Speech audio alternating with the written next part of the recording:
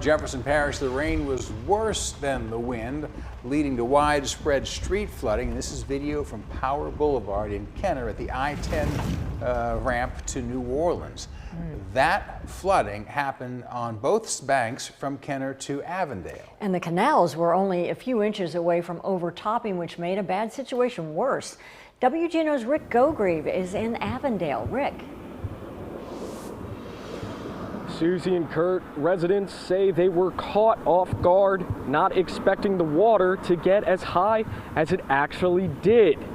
Here on Dialita Street, the water got into a few homes and flooded a number of cars.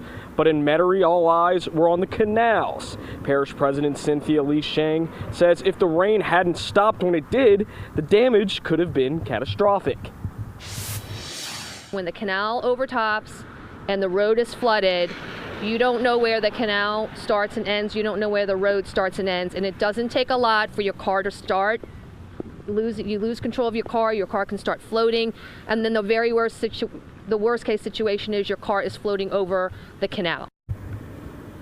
Now, much of the flooding has gone down across the parish, but some of the water still remains on the streets, so you're urged to use caution if you have to drive. Now, we'll hear from some residents and how they had to handle the day coming up at 6. Susie and Kurt. Rick Gogrieve in Avondale. Thank you, Rick.